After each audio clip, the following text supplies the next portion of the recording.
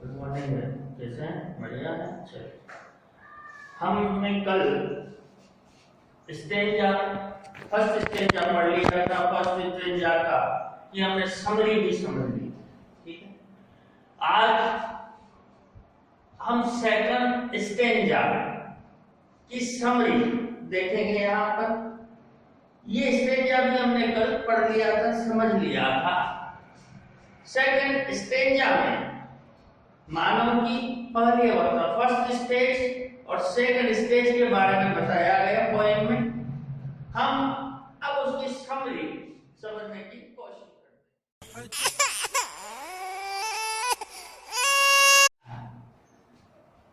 In the first stage जब हमने समझा था, in the first stage after birth, कि हम इस संसार में जन्म लेते हैं। तो फर्स्ट स्टेंजा में मानव कौन सी अवस्था को जीता है, कौन सा रोल प्ले करता है। A man plays the role of an infant, एक शिशु, शैशव अवस्था, शिशु अवस्था का रोल निभाता है। एज ए चाइल्ड, तो शिशु अवस्था में क्या क्या करता है, शेक्सपियर साहब ने यही समझाने की कोशिश की। उस रोल में वो क्या क्या एक्टिविटीज करता है, किस तरह से हम हमारी पहली अवस्था को जीते हैं।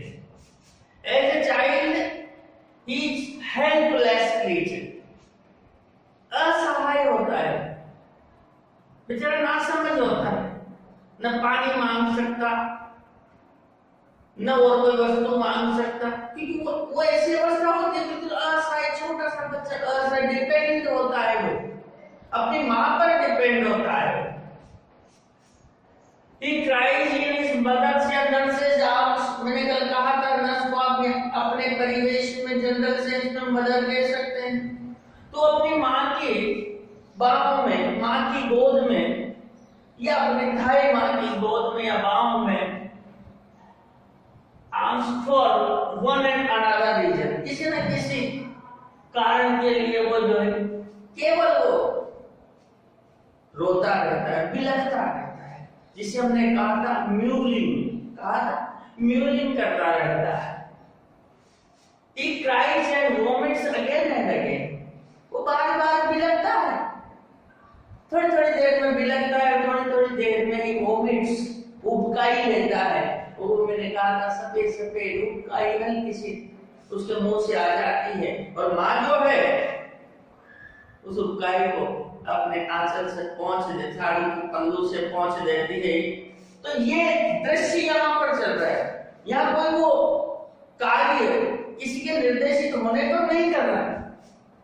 तो यहाँ पर कहा गया है he tries and vomits again and again, और जो भी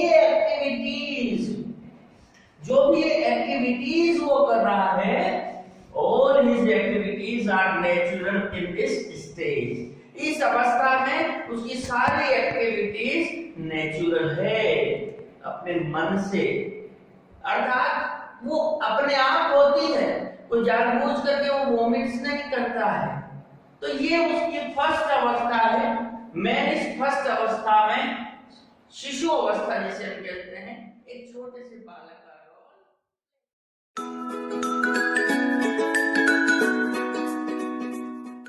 इन द सेकंड स्टेज। अब आती है दूसरी अवस्था। In the second stage a man plays the role of a school boy, एक विद्यालय जाने वाले। अब वो आजकल तो 2.5 साल 3 साल में प्ले ग्रुप में रख देते हैं, पर एक अवस्था 5 या 6 साल की उम्र होती है, जिस उम्र में वो बच्चा पहली बार स्कूल जाना सीखता है। आजकल तो 3 साल की अवस्था में रख देते हैं। तो वही अवस्था है जब पहली बार वो विद्यालय स्कूल को जाता है। His acts as a boy in school boy, तो उसका कार्य क्या रोल अदा करता है, वो क्या रोल प्ले करता है। His acts as a boy in school boy, एक जो है गिड़गिड़ाते हुए, रूठते हुए, रिक्वेस्ट करते हुए बालक का रोल प्ले करता है। With his bag hanging from his shoulder, उसके कंधे पर उसका एक बैग लटकाए हुए, और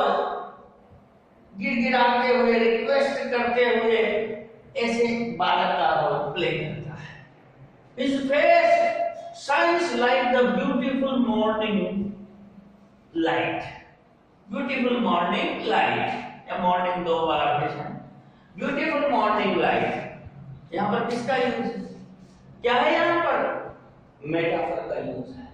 His face shines like beautiful morning light. वो प्रातःकालीन सुंदर चमकता धमकता जो प्रकाश है उसके समान उस बालक का चेहरा भी दमकता हुआ चमकता हुआ नजर आता है। ये यहाँ पर मेटाफर का यूज है। शाइन्स लाइक द स्टेंजा में मेटाफर का यूज है। यहाँ में इस तरह से like the beautiful morning light. एक बार लाइट लगा है तो सिमिली का यूज हो गया, लेकिन वहां स्टेंजा की हम बात करें। एक बार तो इसको अनविलिंगली लाइक अ स्नेल, ये यहाँ पर प्योर सिमिली का यूज है, तो स्टेंजा के अकॉर्डिंग।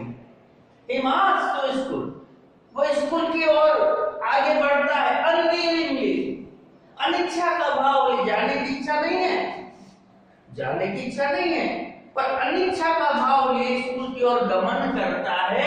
लाइक अ स्नेल, इतनी मंद गति से जितनी मंद गति से एक घोंघा अपनी चाल चलता है।